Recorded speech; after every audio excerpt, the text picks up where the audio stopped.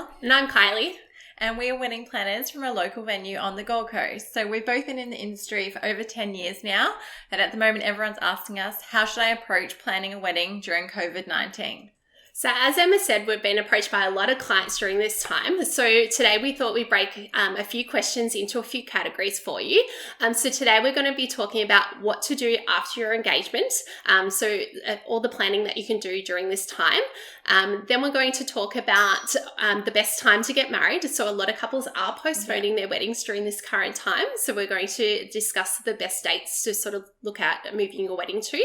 And then we're going to move on to looking at the planning process during this time and what you can and can't do, and the do's and don'ts of wedding planning.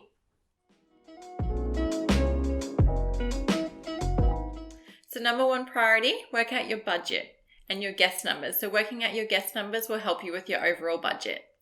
Number two, research your wedding venue. Make sure you can look at some virtual tours during this time, or if your venue has opened after the COVID-19, you can arrange a venue tour. And number three, use this time to research. So check their reviews, check multiple suppliers and compare. So compare their pricing, their packages and all their inclusions. And then finding your ideal date, number four. So looking at your ideal date that is suitable for yourselves, although it might be the availability of the venue, especially during this time.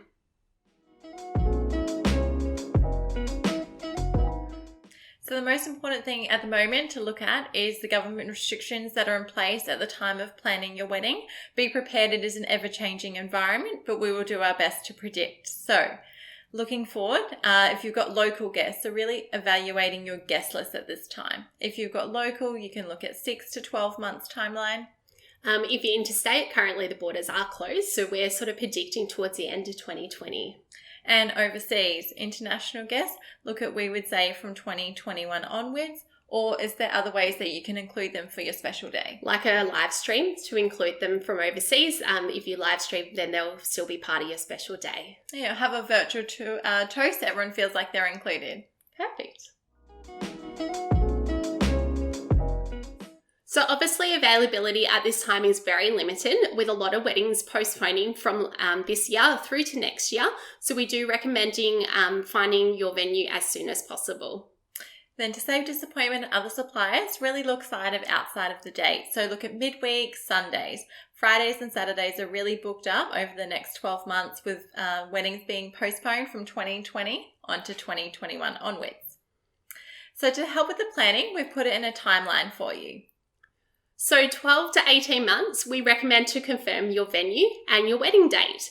If you have a shorter timeline, don't panic. This is just a recommended timeline. So just make sure that you are flexible with booking your suppliers. And followed by 12 to 18 months, look at catering. So is that inclusive with your venue, or look at outside of caterers? You really need them to make sure they match up together. So also 12 months, we recommend booking your photographer and your videographer and your celebrant.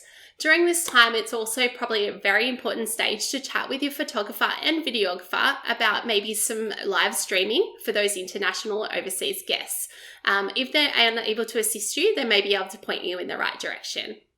Then 8 to 10 months, look at all the fun things. So your cake, florist and styling and music. We then will look at outfits. So brides and grooms 6 months before the wedding day, and then don't forget your final fittings approximately 2 to 3 months before the wedding day.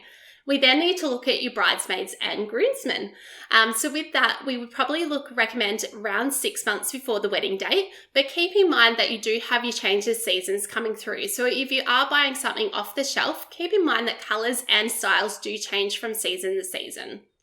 So this is just a recommended timeline with a best case scenario. We've both planned weddings within 2 months, from everything from the ceremony to the reception. We have put this in a blog post, so you'll find the link below to our website, which has all our timeline details for you.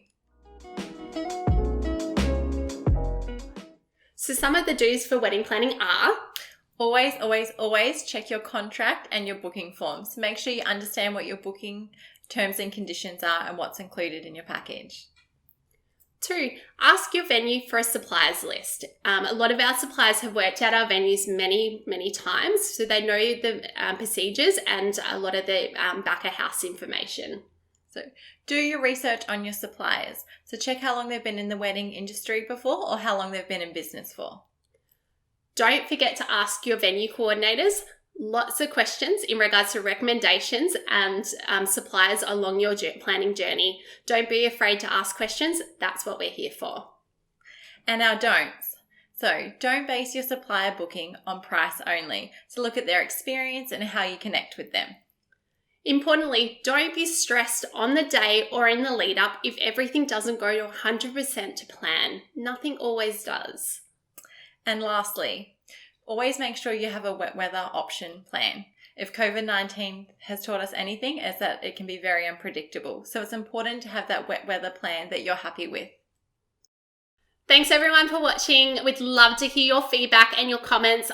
We'd also love to know what you guys would like to see for future episodes. So please comment below and we'll get onto those for you. And we're also going to link our blog post below for the timeline, and give us a like and subscribe to our channel. Thank you for watching. Thanks.